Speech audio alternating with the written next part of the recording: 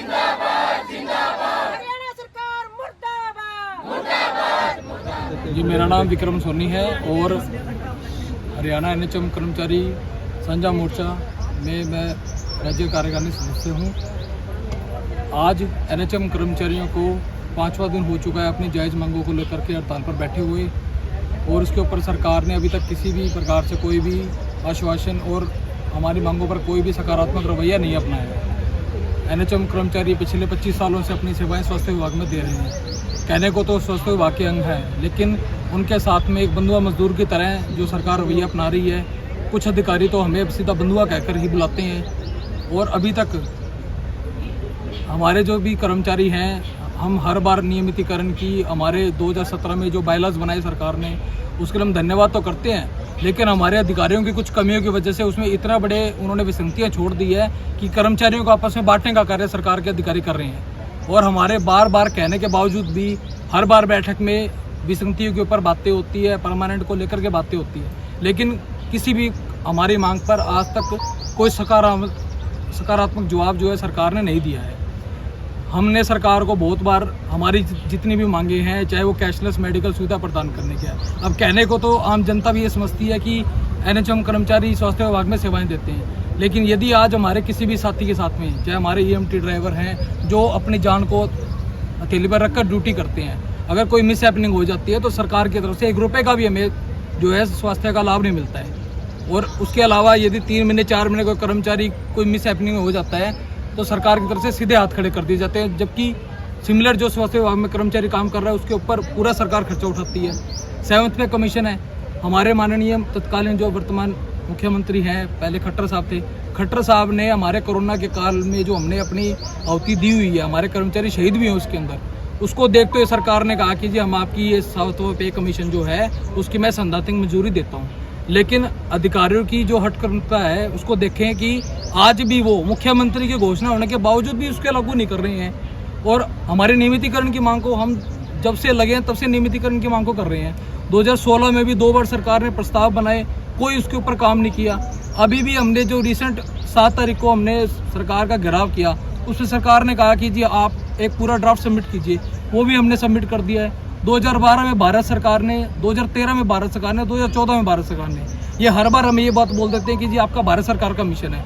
Mission आप खुद समझिए कि जो हम कार्य कर रहे हैं, जो हम डिलीवरी की सेवाएं प्रदान कर रहे हैं, एम्बुलेंस की सेवा प्रदान कर रहे हैं, आम जनता खुद सोचे क्या ये मिशन है, क्या ये 2 साल बाद में डिलीवरी होनी बंद हो जाएगी? ये सब नियमित नेचर के प्रोग्राम है जो सरकारें आज भी चला रही है, लेकिन कर्मचारियों की डिमांड को पूरा ना करना पड़े, उनके सिर्फ एक मिशन मोड का नाम लेकर के अपना पल्ला झाड़ देती है।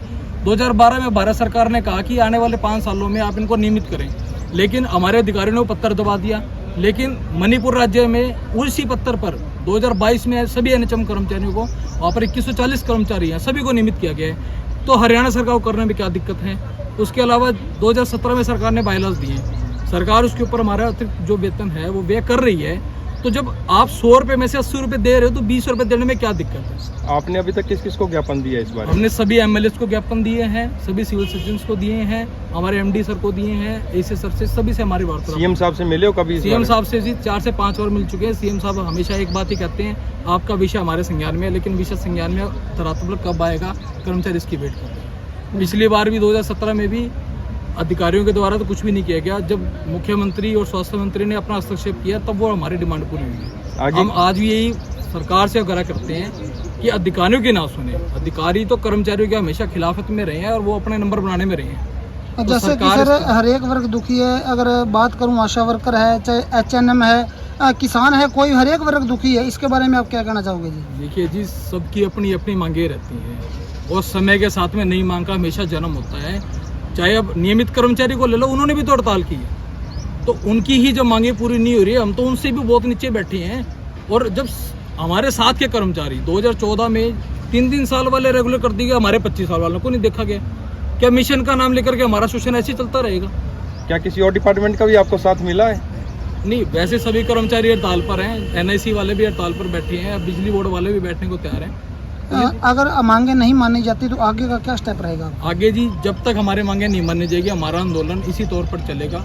और आने वाले समय में अगर मांगे नहीं मानी जाती है तो इसे अनिश्चितकालीन का भी हम ले जाने की सोच सकते हैं। जो भी राज्य मुख्यालय की हमारी टीम है जो हमारी स्टेट बॉडीज है, जो वो डिसीजन लेगी वो सभी कर्मचारी मान्य करेंगे। मैं NHM में MPHW फीमेल के पद पे कार्यरत हूँ। हम पिछले 25 सालों से NHM में कार्यरत हैं और स्वास्थ्य सेवाएं प्रदान कर रहे हैं लोगों को। लेकिन मैं आप लोगों के माध्यम से सरकार को यही कहना चाहूँगी कि जो हमारी मांगे हैं उन पर ध्यान दिया जाए, उनको पूरा किया जाए।